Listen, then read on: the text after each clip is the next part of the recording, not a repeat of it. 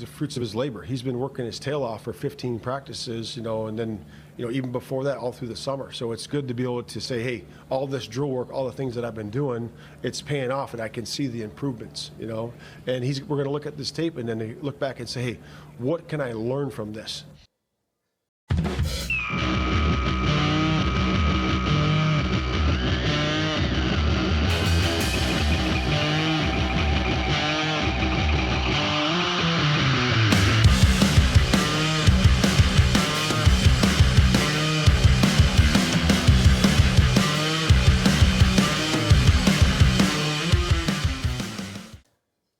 What's it like when you finally get a glimpse of the thing you've been dreaming of? What you'll find is a whirlwind of possible emotions. Excitement for the anticipation that's been building, letdown because maybe it wasn't the exact way you had scripted it in your head, pride because it's confirmation that you've achieved that thing, insecurity because now everyone gets to see you've made it to the place you've been talking about and now you have to prove yourself. But in the end, it's just the beginning, a blip in the longer story that has yet to unfold. This week, we finally got to see the Bears on Hard Knocks. Our story, our city, our team thrust into the homes of America. And we got to see the first game action of the man at the center of it all. So, what did we learn this week? Yeah, no, it was a great intro. Obviously, that Matt Eberflus there, that was a post-game press conference from after the game. I mean, what an exciting week, right? Crazy. It was so exciting. I got goosebumps when that intro came on for Hard Knocks. Yeah. When you get to see like the city and oh man, like the old like footage from back in the day projected onto the buildings. I mean, it was cool, man. It's really kind of cool to just get to see your city like dramatized. Yeah. And highlighted and romanticized and like you're like, yeah, it's kind of like that's kind of where that pride thing came from. I was like, this is my city, dude. Yeah. This is awesome. Yeah. Like, and it's like kind of corny stuff too. It's like that's the lake, that's like them on a boat, but like, yeah, but when you see it, you're like, hell yeah, man. Like that makes me feel very, like it makes me feel good. I mean, Chicago gets a bad rep sometimes, because it's like, oh, it's a war zone. But, like, it's cool to see, like, it on display. And you're like, no, man, this is how it looks. It's just a fun city. There's so much to do. The architecture's great.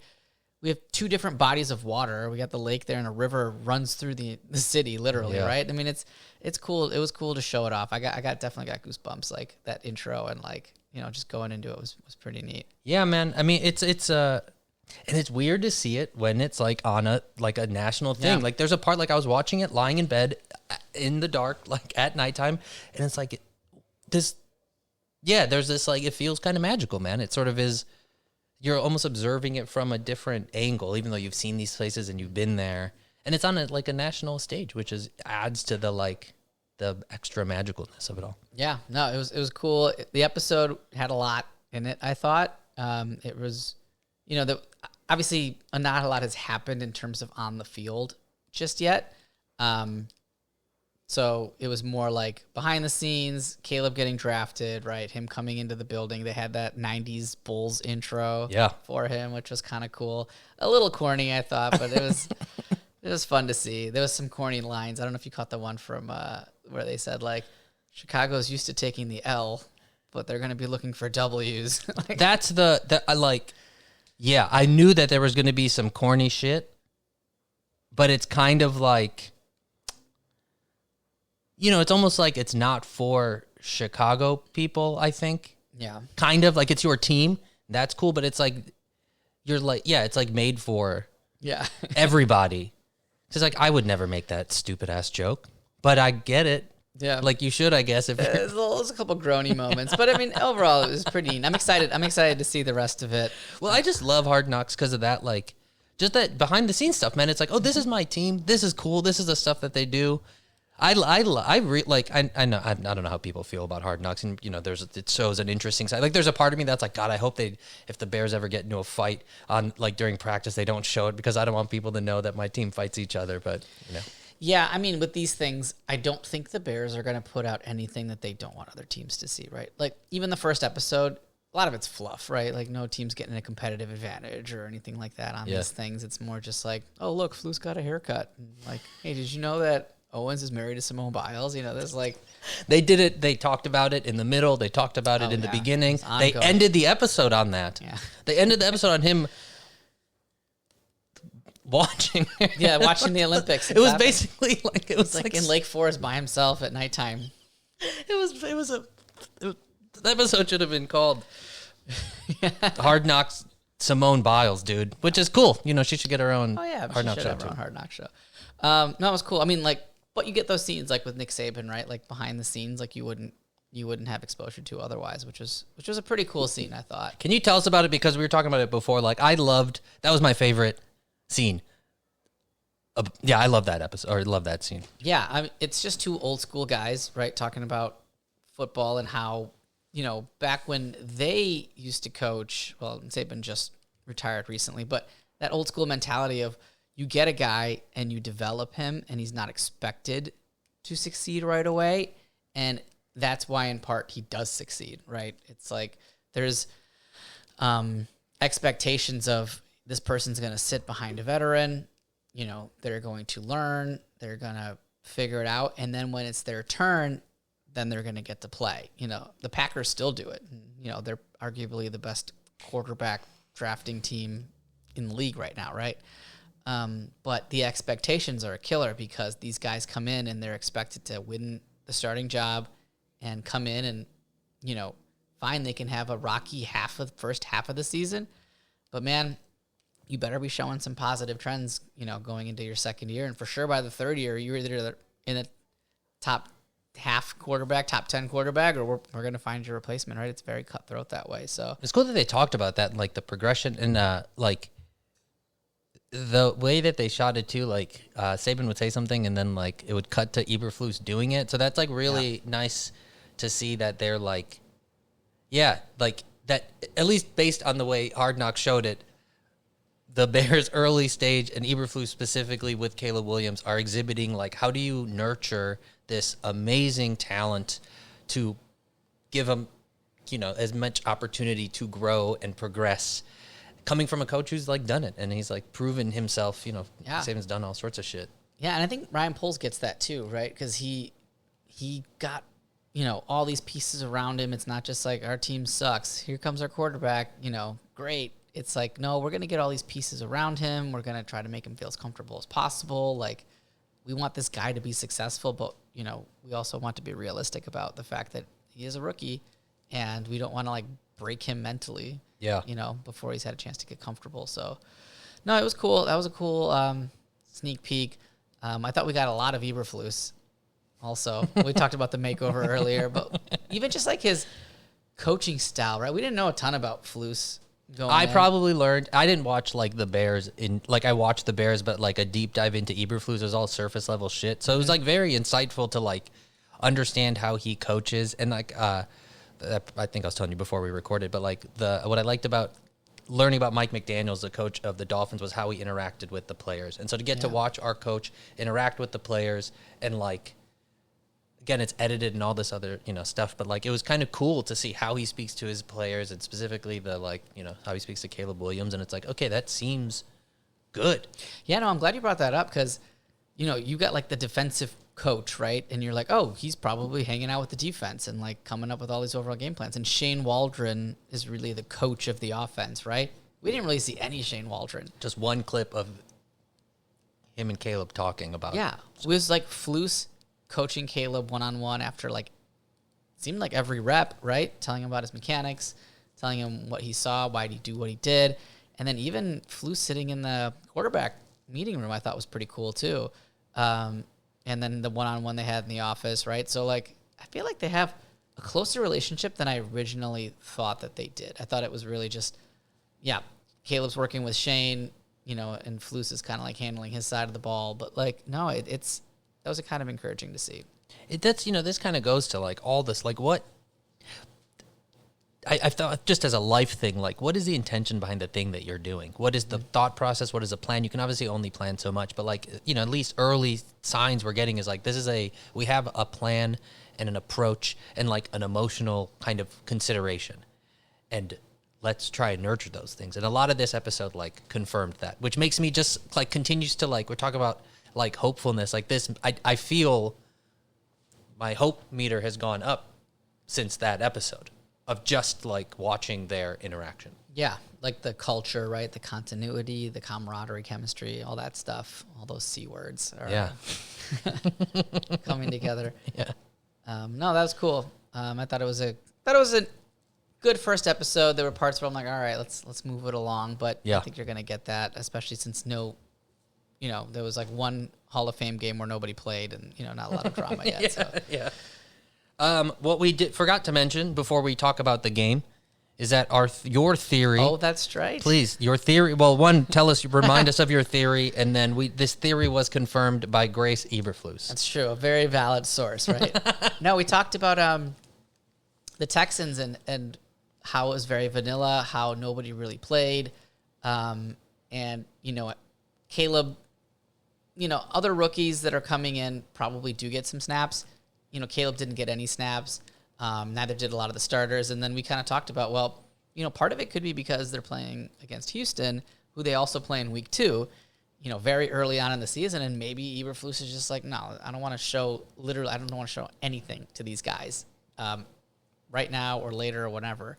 And maybe that's why if it was another team that we wouldn't play during the regular season, maybe Caleb would have seen some snaps. So it was just kind of a theory we had.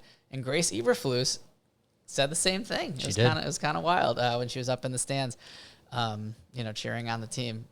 She seems like she knows what she's talking about. Yeah. She had a couple lines in there. I don't know how prevalent she's going to be in the show, but she's basically like, guys, everybody settle down. It's just preseason. Grace, if you're listening, we'd love to have you on the pod. Yeah, shout out. Come on, Grace. Shout out Grace Eberflus. Okay, so there was a game, and we got to see Caleb Williams on the field for the first time. Yeah, very exciting. Talk to us, Tom. Oh, man, very exciting. I mean, he kind of showed you a little bit of everything that he's about, right? I think he was on for two series, and basically it started out with, like I said, a little bit of everything. He went through his reads on that first down throw to DJ Moore. It was like 3rd and 12, and you're like, oh boy, 3rd and 12 is like, there's no way we ever convert 3rd and 12, That's right? some of my least combinations of number, or least favorite combos of numbers. There you That's go. a rough. Yeah, but you can see him go through some progressions, and he finds DJ. DJ did a great job of coming back to the ball, just to the sticks, and then got a first down. It was a dart. It was a laser throw. Great. Showed off his arm velocity. He showed off some scrambling ability when he ran for that first down. It was a good job of reading the coverage and then adjusting to it. They were showing single high safety, and then they dropped into 2-man, which basically means it's man coverage, and then the safeties are back, and the backers have the backs coming out of the field. So nobody's got the QB.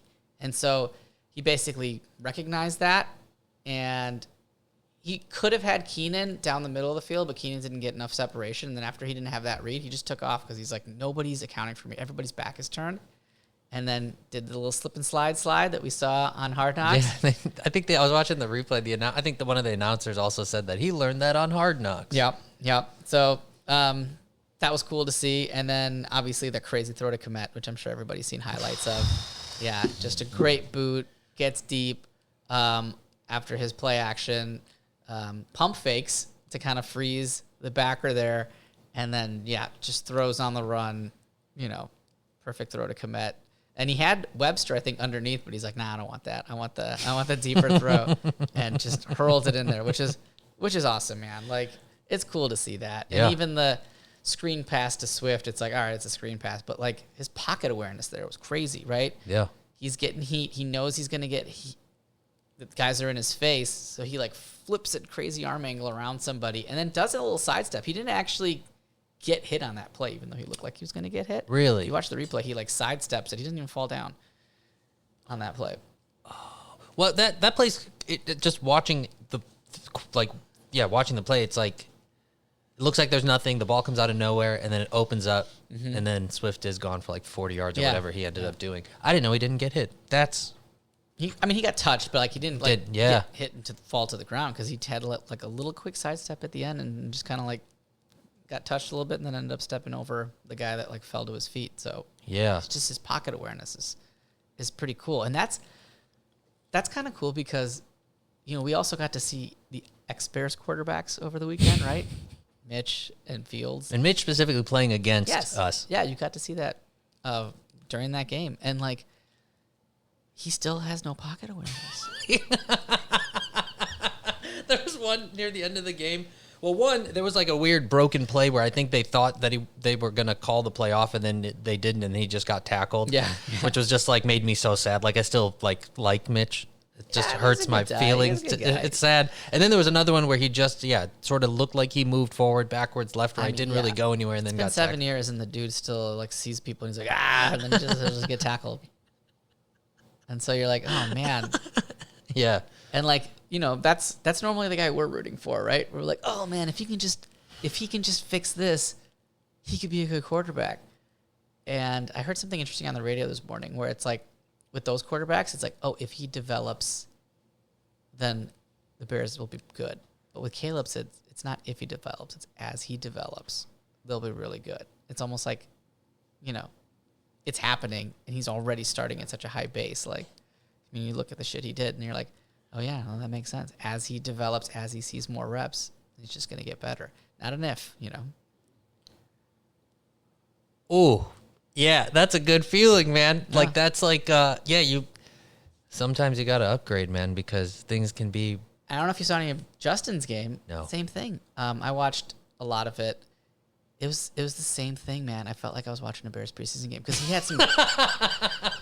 had some great deep throws, and you're like, oh man, what a cannon! Like tight spiral, like great deep throw, and then one of them like, throw the ball.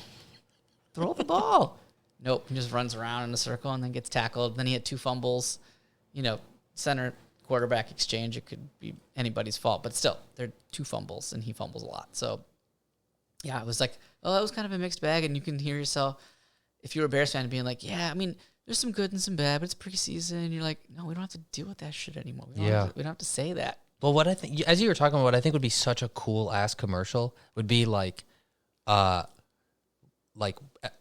Bears fans around the city are like watching the game, and it's like Caleb Williams just running around, and then you just cut to everybody in the house screaming the same play, and then he actually does it. Oh, yeah. Like what you just described is like they're actually doing the thing that they should, the right decision is being made in the moment. And I think what we got to watch was players who like had flashes but didn't kind of just, they weren't making the right decisions. And I guess that elevates, like when you talk about like upper echelon type players, obviously they're still going to make mistakes, but like they're kind of almost, for simplicity's sake, almost always making the right read, the right decision in the right moment. And we are knocking on the door of, for maybe, I would say as close to maybe the first time, ish, or at least in the last, shout out fucking Jay Cutler, fucking greatest. I love Jay. Yeah. Of course. Jay. We all do. Jay's awesome. But we've just kind of seen players who, as you said, they kind of had flashes, but they never kind of did it. And now we have a guy who's each of his passes was on point, awesome, looked good. Kind of, as you described, kind of was making the right read, subtle adjustments. Look overwhelmed, right? He looked like, he's been doing this for a while. He looked like he did at USC, which he shouldn't, right? I mean, USC is he was basically just, toying with people. And he looked the same way here. He looked comfortable. He was doing a lot of the same things at USC that he was doing in the preseason. I mean, it's preseason, right? So it's vanilla defenses and whatever. But, still cool to see him out there, and, not struggle mightily. I imagine there's some element of, and I don't know if we're talking about the mentality of another team. Maybe there's an element of sure, it's vanilla defense, but we kind of know that this guy's been on HBO. We don't want that to happen to us. We don't want to we do sort of want to sure, we don't want to go that's true full tilt, but maybe there is an element of I don't really want this HBO person and team to because now that episode's going to be and look how he fucked them up with all of these throws. That's actually a really good point because you're I don't want to be on HBO with me in the background, failing to make this play over and over and over again on Twitter and HBO and everybody's feeds. No, that's true. This guy's coming in #1 pick. Let's show him what it feels like to play in the NFL. A little bit of I don't want to be on HBO not doing the right play on the other team. That's a good point. Okay, so what do we have to look forward to in this coming week? Yeah. Busy week for the Bears. I think they had a walkthrough. Sunday, I think it was off. Monday, today was a walkthrough. I think tomorrow back at practice. They have a joint practice with the Bengals this week. All right. Now, Zach Taylor, coach of the Bengals, has already said he doesn't anticipate any starters playing. They play the Bengals on Saturday. So they have the joint practice on Thursday, and they play on Saturday. The coach of the Bengals doesn't anticipate any of the starters playing on Saturday. I don't know if Eberflus will follow suit. We'll find out more this week on how much he plans to play the starters or not. I feel like if the Bengals aren't playing their starters, I could see Flus also not playing the starters. Yeah. But Zach Taylor has a veteran team, right? He's got Burrow, who was injured a lot last year. You know, he's got like Chase and, you know, a lot of these veteran guys. It's like they don't need to play. You know, Caleb could always use reps since he's young, so maybe we'll see him in there. So it's something to look out for. Yeah, and then Hard Knocks on Tuesday. Hard Knocks tomorrow. Yep, we'll get some nice reaction to the game. Austin Booker had a great game too. Promising 5th-round rookie out of Kansas, had 2.5 sacks, and he looked like he was flashing. So I'm sure he'll be featured tomorrow as well. Hell yeah. And then quick promo stuff. You have a website? Oh, yeah. It's called mylifewithme.com. Yeah, check it out. There's links to all the podcasts there. There's links to the Bears Talk articles as well. And then also putting up some of my artwork. Come check it out. I've done a couple tattoo designs. I just put those up today. Maybe they'll go live tomorrow. Still tweaking with the web design. But, yeah, you can check out some of my artwork, too, there. So, yeah. Hell yeah. And then if you live in Chicago, I'm doing a show this Saturday, August 17th, a show called Dr. Fix Me. It's an improvised talk show. I'll be on the panel. It's at the Lincoln Lodge this Saturday at 7:30, August 17th. Come through. And then before we finish this episode, we would be remiss if we didn't just make a very special shout out to Steph Curry. Oh, unbelievable performance. And all-time great. All-time great in the Olympic men's for winning the gold. But very specifically, shout out Steph Curry. And night-night. Night-night.